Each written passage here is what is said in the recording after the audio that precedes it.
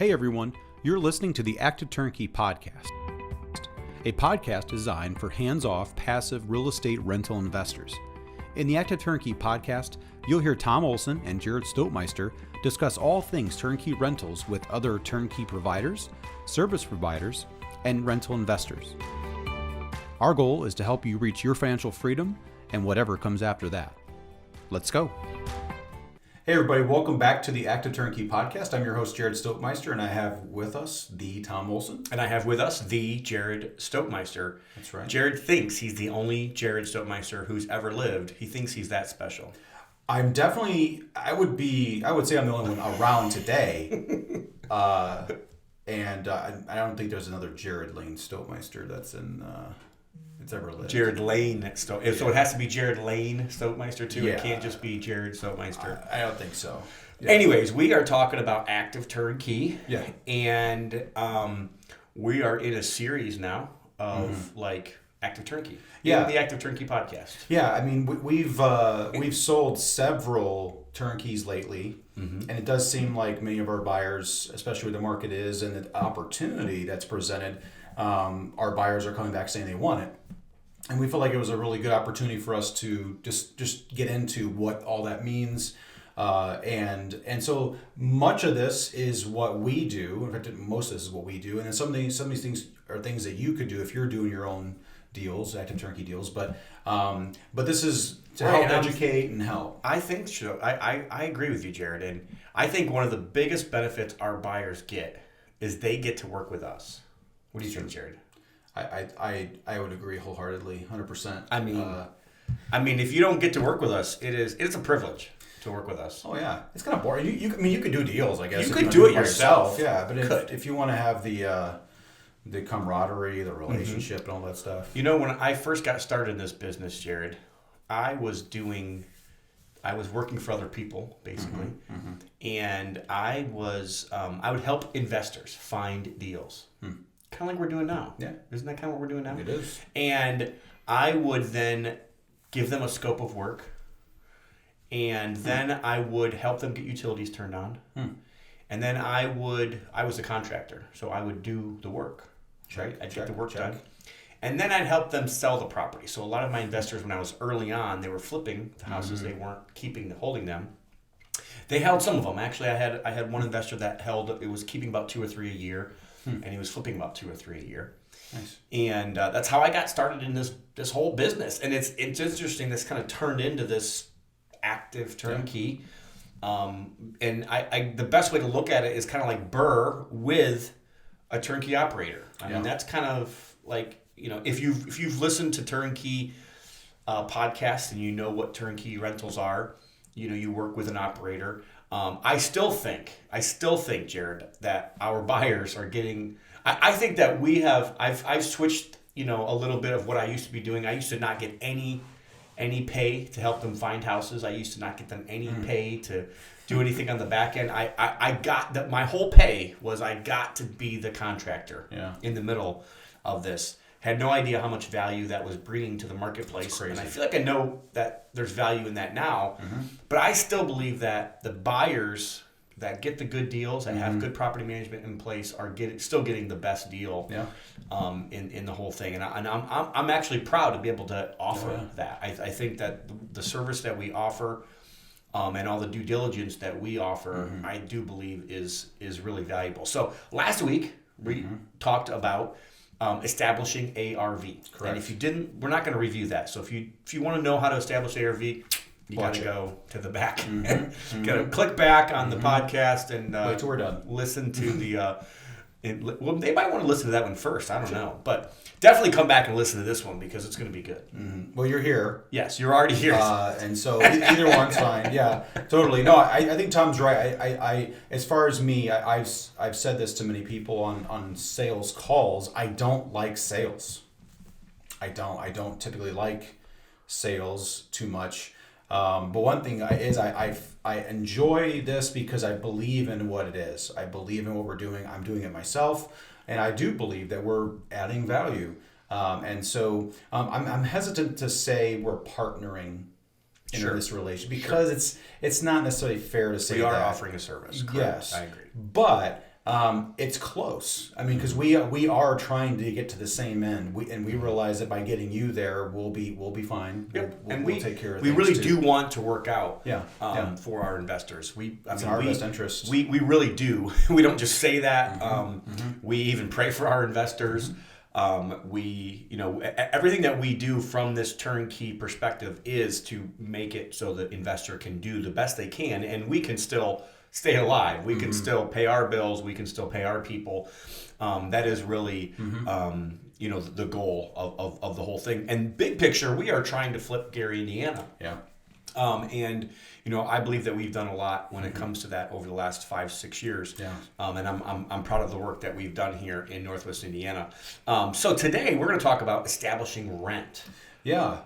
Yeah. If you're, again, we're starting with it. We talked about last week, establishing ARV. That's where the deal starts.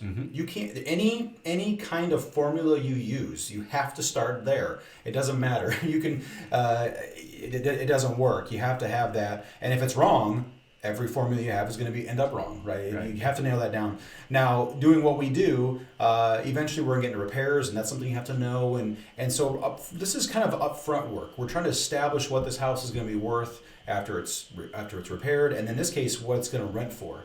And numbers are everywhere, depending on where you're located. So finding the right number, and it's not just based upon a block or an area. There's definitely different factors that go into that. Your certainly your finishes and size, and we'll get into all that. But there's a lot that goes into establishing a rent price, and you need to know that because again, as far as cash flow goes, it's a major number. There's a few details in a pro forma that matter the most, and rent is up there with that. Oh, absolutely, and this is part of the reason why we've kind of changed even our rehab. So we're going to get into rehab next week, but our rehab helps us to be able to determine rent. Yeah. If we didn't do certain rehab, we don't get certain rent, and we've kind of even we've hinted at this. We've talked about this at previous podcasts, and some people got high rent during COVID. That's true. And now they're not getting high rent, and now they're wondering what's going on. And it's like, well, you really didn't do the rehab to get to the rent. So you're absolutely right. ARV is probably that most important number to most investors. I don't really think it is the most important number, honestly. I think at the end of the day, you really want to see what is the net and how much is it worth. And I mean, that's kind of like, what are you keeping is more important probably. And what is this going to look like in the long run is kind of what I look like. What does this look like in 3, 5, 7 years, 10 years, 20 years? Like that I think is the more important numbers that people miss, and they kind of they take their eyes off the ball. But obviously, the rent is one of those very, very important numbers. And one of my mentors, Mr. Landlord, you know what he says, Jared? He says a lot of things. So he says, so his first question when he gets up and speaks, he's got a really high voice, and he's kind of just like, hey everybody, what do you think the number one thing I need to do in order to establish rent is? And what he says is, first of all, and most people give the answer, well, I go out and I see how much other people are charging for rent. He said, and people kind of give that answer. Or what did I get for the house to rent before? Sure. Or, there's other answers that you can give. But his answer is determine what you want for rent. That is his answer. And in a way, I subscribe to that a little bit. And I think we talked about that already, of like determining what the finishes are of the property will help you get to certain rent. Right, We've talked about doing simple things like granite countertops and vinyl plank and new things in the property. Even just little landscaping things. You want a little bit of HGTV, and that's good. The rent numbers are much different in the same subdivision. The same exact house in the same subdivision can be drastically different in rent price from one house to another, way more so than ARV. So with ARV, you don't really have that much of a drastic difference unless it's just rehabbed or not rehabbed. Yeah. You get a little bit of extra bump with some of these extra high finishes, but I don't think it's as much as you would get with rent. I think the rents can be drastically different. And when we're talking drastically different, in our market, that could be anywhere between $800 to $1,350 on the exact same house. Yeah. So there's many ways you can get to that. Sometimes it's my fault. I didn't ask for enough. Yeah, Or that's true. We find that. So keep that in mind. Yeah. And I mean, the market does have some bit to do with it. I don't want anybody to think that the market doesn't dictate this at all. Mm-hmm. But I do believe that we have a responsibility. You have a responsibility as an investor to understand, why do you think I'm getting this much rent for this particular property? That's good.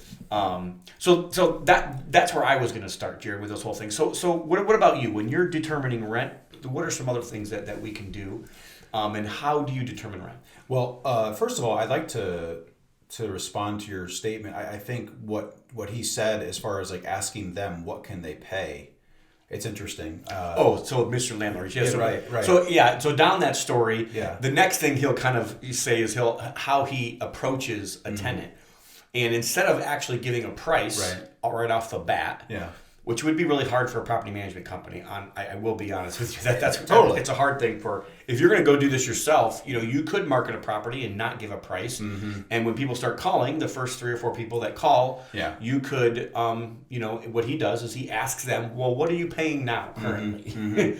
And he kind of asks them, is this house a nicer house than your previous house, or is it about the same? And so he's trying to get out of them, and he asks them what they would be willing to pay. And then from that point forward, whenever you have established a price to market, you really can't go back on that. You really, don't really want to, unless you're just going to raise the price for everybody.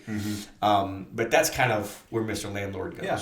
Sure. Yeah, I mean, I can see that illustration happening, because we have that happen where we're doing a rehab. And I mean, I just had this last week. I was at a property, and it was on not a major road, but a busier road is where this house is located. The person stopped. I was in the front yard. The person stopped me and said, "Hey, is this house going to be for rent?"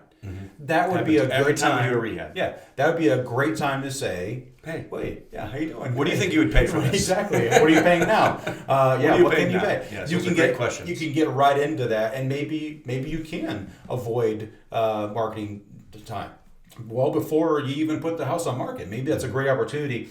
But I do think that you are, in essence, asking the same question by what you're putting out there. So let's say, for instance, we go out there and we believe we need to do quartz countertops, subway tile backsplash, tile surround, all the things that we do. If nobody is paying our rent price, they're telling us what they're willing to pay. They really are. Yeah. And so I think in that scenario, what we've learned over time is what people want. It's exactly what you said, the HDTV. People do want that. They do want to have a beautiful home. And so I haven't really met somebody who would say, no, I think I prefer not to have that. People who wouldn't take it, no matter what they can afford, they would prefer to have it. And so now it gets into what they can pay. But one thing right away, and you see this with listing on on the open market. If you see somebody who is selling a house today that's just way overpriced, the market's telling them no one's paying that. And so we are doing that in some way, in a general way, with what Mr. Landlord's saying with his strategy. Sure. If no one's willing to pay it, then they're telling you exactly what they're willing to do. And one thing about rents too, like I like to push rents when I have a highly finished home. If I don't have a highly finished home, I don't think you should be trying to push rents even on that lower end. It should just be whatever. Like that really is, now you're putting a market house up, and you just need to be going after market rent, probably on the low end, if you're not, doing nice finishes. And I do think that that's something that I think most investors don't quite understand. There is a difference. Just like there's a difference in grandma's house that hasn't been rehabbed since the 70s and some flipper that just put in $50,000 or $80,000 into a property. There's going to be a different ARV. Just same thing. It's going to be a different rent price if you've gone in and if you've made that property. And I think sometimes, and this is why, and we'll get into this with rehab and how important rehab is in the next one, but this is why that rehab is so important. Yeah. So determining what you want, I think, is something that you should figure out. And then that kind of determines everything else down the road. There is another piece of this, and I do believe that it's prudent to go out and see what is in the market, right? So what are other people paying? Yeah. What were houses previously listed for rent for? What's your current competition today? So what competition is out there right now? And then compare your house to their house. This is all data. This is all research that we do for our clients. This is what, if you're going to do this on your own, this is things that you'd want to do on your own as well. And like I said, if I believe my property is better than the other properties, then I have no problem with mine being higher. If I believe mine is pretty equal to other ones, then hey, like I might want to be right there in that same price point. I might want to be a little bit lower than their price point, especially in today's market. Today's market's different than it was a year ago. Totally.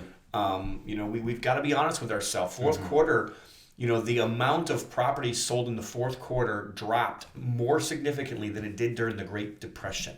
I mean, those are staggering statistics. Wow. It dropped quicker than it dropped in 2008. So not the prices. So everybody's focused on prices. Yeah.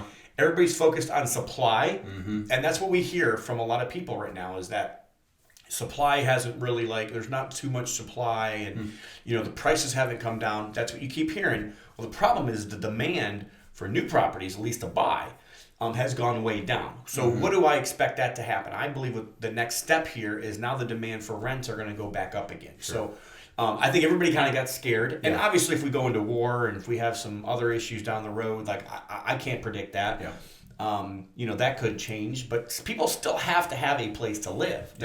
There's nobody that's going to refute that. In fact, one of my friends right now was going to do an event down in the Punta Gorda area, and which is really close to Fort Myers, and they can't even get hotels for the event because it's still so jam packed full. You have to understand when bad things happen, also demand rises in certain things as well. So there's always this moving of market. So anyways, when it comes to determining rent, obviously, how much do I want for the property? Yeah. Second of all, hey, I would go out. I'd look at other properties. Yeah. What are they listed for? Compare. We call it comparables, right? Oh, yeah. Same thing with after repaired value. You're going to do the same thing when it comes to rentals. Yeah, and getting back to last week, we talked about after repair value, but that is also, like you said, when you say my house is better, you have to really know that to be true. So, you have a finished product in mind.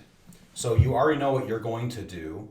And so you're taking that into account. So you're you can't really have everything in a siloed, right? I mean, ARV by itself and then rent by itself and rehab by itself. They're working together to get you a whole product, or what you would say, a finished product here. And so you have to take that into account. But that's the thing. I mean, a bed bath square feet does not equal rent. It just doesn't. So, and say as it doesn't for after repair value. So you have to take all that into account. And one thing Tom said, I think it's really important when you're evaluating that property, you're trying to establish that rent. Tom's right. What do I want to get is important. But secondly, what do I need? You need both. You need to have both numbers and then the next step would be, what number am I using to evaluate the deal on? Because if it's like back of just recently when the craze was going on with properties, people would tend to stretch the deal a little bit, and it was based upon what they were highest and best was on need, their need number, and the same thing goes for your establishing that rent number. If your number is at the highest point and the best case scenario is what you need, then you're putting your numbers at risk to what you want to have as far as cash flow numbers in the back end. So you want to more or less evaluate the deal on what you need, but with the potential for want, right, for the high end stuff. So that'll give you some room. And so even for us, if you see our deals, and many times we know based upon rental comps, based upon the fact that we rented 10 properties in this quarter-mile area that have similar bed bath square feet, this is the rent number. But we also say, hey, there's potential for more, but we send out the deal at the $1,250 instead of the $1,295 number, knowing that, hey, maybe we can get that $1,295 for you, $1,295 number for you. Yep. But at least you're evaluating that deal on a more conservative or solid, I would say solid rent estimate. Yep. No, and that is something that we try to do for our clients. You know, so everybody should know that. I'm not saying that there's never been a time where we didn't get that conservative number. Maybe we had to come down another $50 or something. I think that's maybe happened once or twice, but honestly, it doesn't normally happen. In fact, it probably more than not we get the higher price. We, you know, so but we don't. Again, we're trying to not promise. Right. We never guarantee. Yeah. But you know, and that's how I think you ought to do it when you're trying to figure out if this is a good deal for you or not. So trying to figure out, you know, what do I want, what do I need, and then if that works, then hey, it's just about getting the deal done, getting the rehab done, and making it happen. So you know, we're kind of starting with that pro forma piece right now. Yeah. What's the ARV, and second of all, what is the rent number, and how to establish those. I think one more thing that I'd like to do before we kind of wrap up is, you know, understand what somebody's getting in that property. And like Jared said, bed, bath, and square footage matters. It does. It is part of the equation. But in my opinion, just as big of that part of the equation is also like, what is the feel? What is the layout? What is when somebody walks through the property, do they get the emotional connection with that house? And I know it sounds silly, and us as investors, we don't like to think about that emotional, you know, connection. It's all about the numbers and if the numbers work. But I'm telling you, it actually really matters. So you know, that's something else that I would just encourage everybody out there to think about. You know, and to be honest with you, it might be worth spending $150 on many staging things, just like a little plant or just like a little something, because you might get a person to rent this property. You know, in this market, we wouldn't have even talked about this for the last 2 or 3 years. No. We just wouldn't have. No. But in this market, if you can get somebody to come in a week earlier, that's good. Or 2 weeks earlier, you're going to more than, you know, compensate for that little extra that you spent to give that little bit of a touch, just to make somebody feel like they're at home. You know, obviously in past years we've done other things. You know, especially around the holidays. You know, around the holidays is a tough time to get places rented, and you should know that. You should know that there's a natural cycle throughout the year of when properties are going to rent for the most money. And we're ramping right up into one of those, probably the peak. I kind of believe there's a peak here, and then it kind of comes down and continues to go down until December, and then December is at the bottom, and then, you know, ramps back up. There is kind of like a natural, and I think that's just because of tax time, and it's also just because of the way that the calendar's laid out with holidays at the end of the year, and you've got Christmas, and a lot of people get a good long break for Christmas. You also have, you know, court systems that don't allow evictions during December, so people don't have to have personal responsibility. So I think that's another piece, honestly, when it comes to determining the rent, is what time of year is it? And am I willing to wait if it's December? That's true. Should I lower my price $100 and get rent for 12 months, or should I stand firm and wait a whole nother month? And you know, it's about the same if you think about it. You know, it's $100 a month. Is about the same if you stand firm and wait a month, or if you lower $100 and you get somebody in December. So, you know, I think December is probably one of the worst months of the year to find a tenant, and maybe March. You know, February, March, April, somewhere in there is probably that peak. So. Those are the 4 things that I would be thinking about when I'm determining rent. You got anything else, Jared? Yeah. In the past, we've used different sites that would help you with establishing, you know, finding the comps that are needed. You know, for us, at times we have investors that ask us, hey, can you provide me comps? At this point, like, we have 400 properties or approaching 500 properties that our company, our property management companies market. I mean, they have a really good feel for the market. It doesn't always mean that it's a spot on number. And so to illustrate, I mean, we would even say like say a Zestimate or a rent Zestimate can be used as a gauge up front. But we also know there's some that even more so, that is just an average of a bunch of different properties in an area, and they're trying to make it fit. But you have to poke holes in it. You have to make sure you know what that is, and you need to find a pure, true comp that and you're honest with yourself at that point. And so there are some tools out there you can use. We have found some that worked well in the past, and actually we stopped using one source that we found recently wasn't. So you want to make sure that it's keeping up the data that you need. A good property manager will have a pretty good pulse on those numbers, what they think you can get, and pushing that number. I will say I do find I was at an event just this week, and I was just talking to landlords. It's just amazing how many landlords are just it's under rented like every time.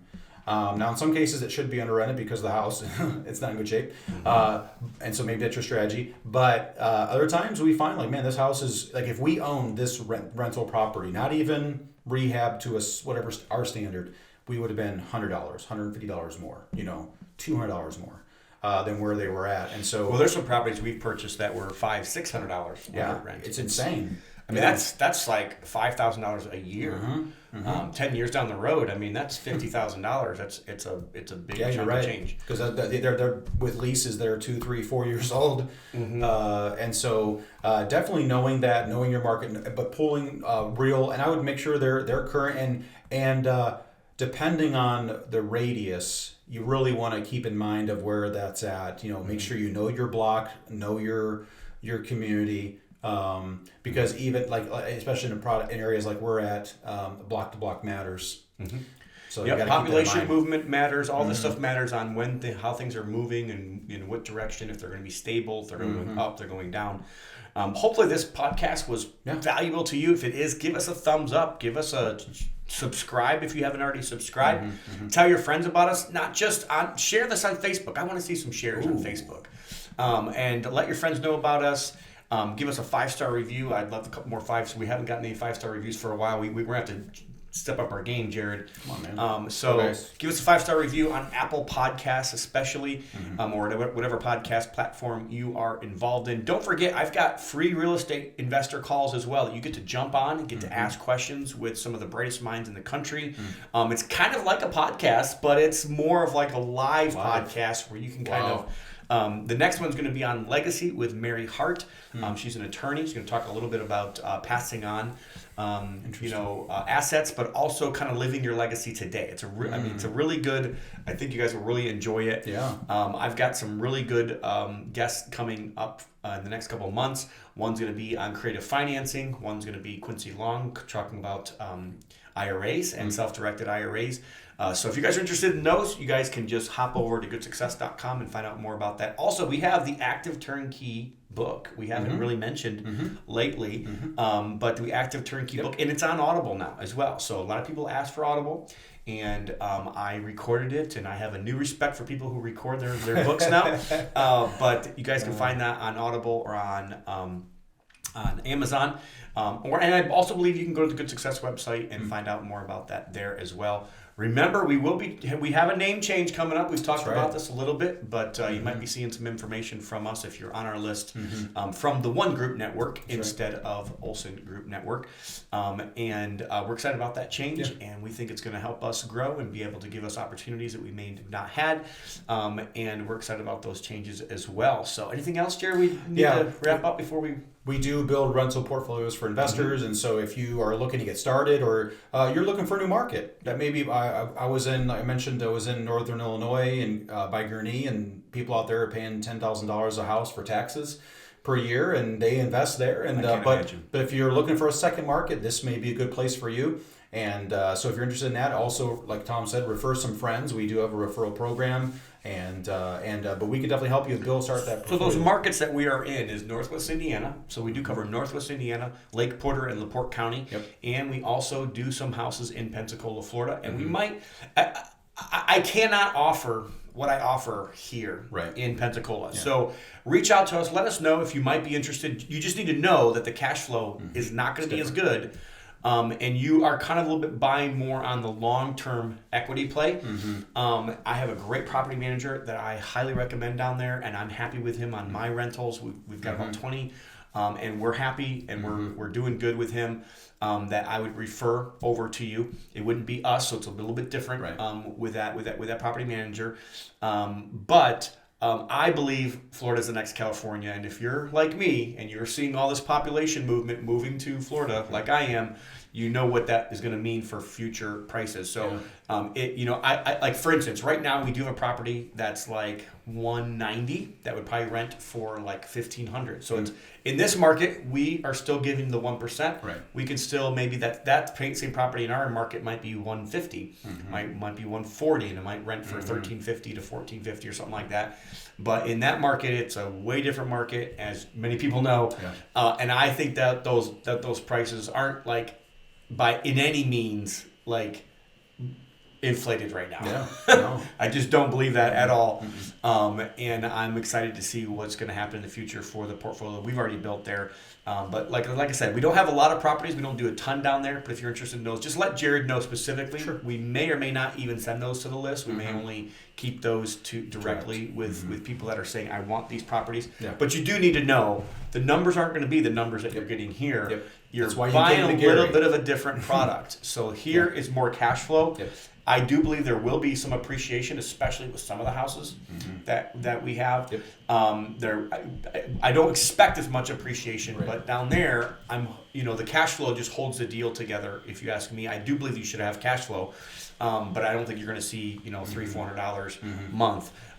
You're going to probably be more in the $100 to $200 a month range. So if you're happy with that and you want to take that, and that's an investment that you'd like, let us know, and we can help you with that. That's it, though, Jared. Jared, like I said, we do build rental portfolios for investors. If you're interested in doing that, Jared, where can they go to find out more about that? They can go to our website. At this point, they can go to Olson Group or buyolsongroup.com, or you can go to buyOneGroupNetwork.com. You can do that, and you can go to my email. Or just One Group Network. They all work, guys. They all work. It's pretty cool. Every single one of those, we've got this figured out.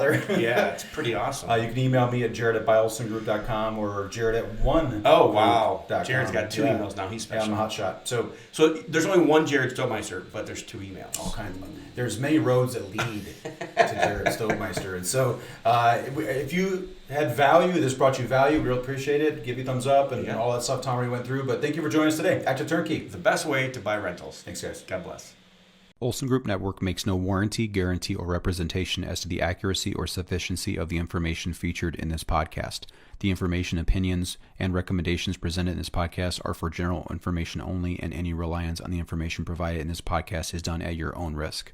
This podcast should not be considered professional advice. Unless specifically stated otherwise, Olson Group Network does not endorse, approve, recommend, or certify any information, product, process, service, or organization presented or mentioned in this podcast, and information from this podcast should not be referenced in any way to imply such approval or endorsement.